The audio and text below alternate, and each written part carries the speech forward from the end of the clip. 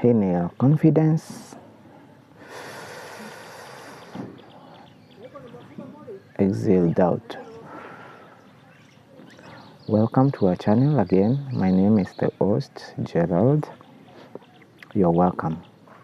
It's been a number of days, We haven't really discussed many things that we had anticipated to do by this time. But I want to commend, appreciate, and approve your likes, your sharing, and of course your subscriptions into this channel. Every day you're making us better and you're enabling us to improve on our content section. Today, early morning, we want to speak about marriage. I am not the best man for the subject, but I have my own opinion that I would love to air out. Marriage is a journey. It's a journey between a man and a woman. And when they come together in the presence of the Lord, of course, who is the third agent, it means the union is complete. In many terms, the ancient people and the professionals would call it a three-chord bond or union, whereby the people around will have to center it. It's like a triangle. There is God, there is you, and your spouse. And the cord is a cyclic cord that relies on each and every person's effort to make the triangle work. If any of the problems occur, or any challenges, or any happiness, the three cord points need to always coordinate to make it available for the other person to understand.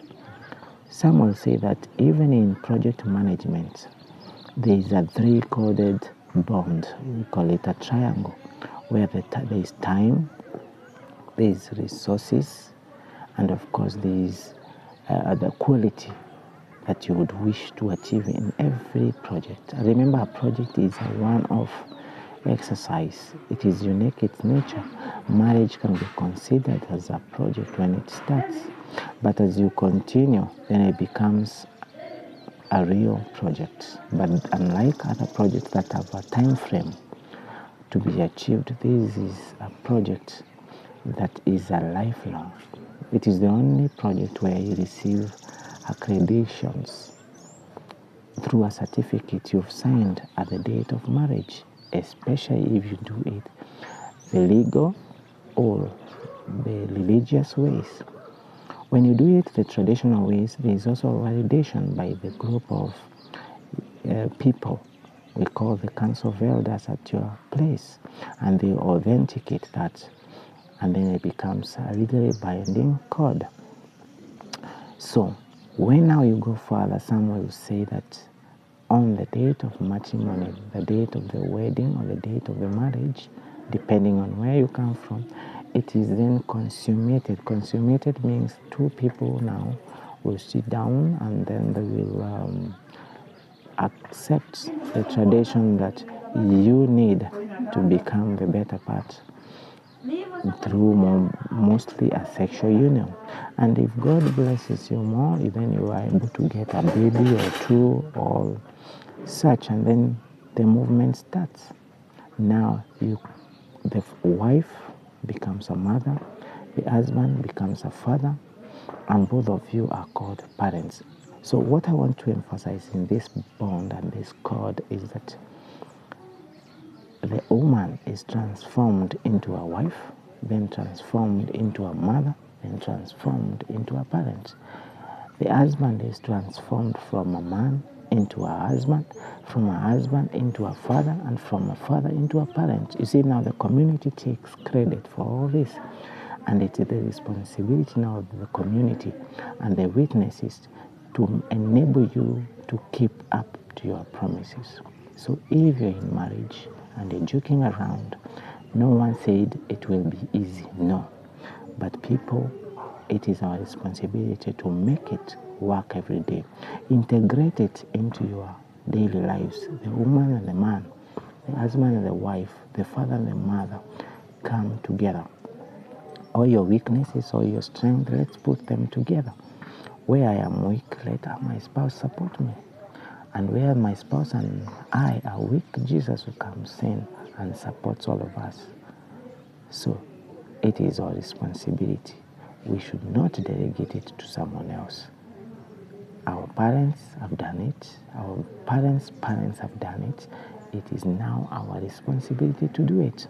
Irrespective of all these things that are happening around the world, it boils down to family, because a family is the smallest unit of every community. So if the family is happy, the community becomes happy. Just the way that if the wife is happy, the family is happy, because the husband and the children are all happy. So let's take our responsibility seriously and let's do it. If it doesn't work, someone will ask, what should I do? It is always responsible enough, especially for the leader who is a man, to seek for advice, to seek for help, to seek a second opinion on an issue. There will always be differences, especially ideological differences. But someone might be willing to sit down and talk about it. Another person will be willing to go and seek information without consultation to the spouse, and that is wrong. Charity, therefore, begins at home. Let the husband, let the wife consult each other, consult Jesus, because it's also a part of the three-chord union.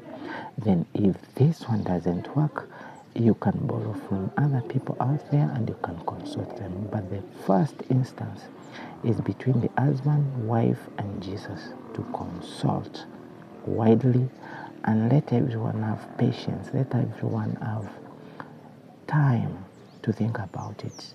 Ask yourself, what I am about to say, what I am about to do, is it worthy for only me? That means you're selfish. Or is it for the three-chord? That means we are responsible people and selfless at the same time. So in marriage, some of the principles that we've talked about that needs to be done is patience, persistence, clear and active communication, and especially active listening. Active listening means you listen with no intention to answer. Majority of us are listening with an intention to answer. You don't need to answer. You just need to actively listen. But remember, men and women are different the way we perceive issues. So it is the responsibility of the couple to be patient until everyone is on board. Remember, if it was athletics, marriage was an activity like athletics, you train until you train again, until it hurts. Then you start counting the minutes. And from there, you remember you will win a gift, a world record. But remember, you have to challenge other people in the same field. In marriage, it's not challenging. No, you live your life. You live your life as you've set it, so that it becomes yours, not ours. Let every couple sit down and make their life better. Remember, we will hold you accountable, and you should hold yourself accountable. Keep that happy hormone in a sense, through a smile, through a hug, through a gift. And like Chapman said in the 5 languages of love, understand your spouse, keep it up, and you will see. Subscribe, comment,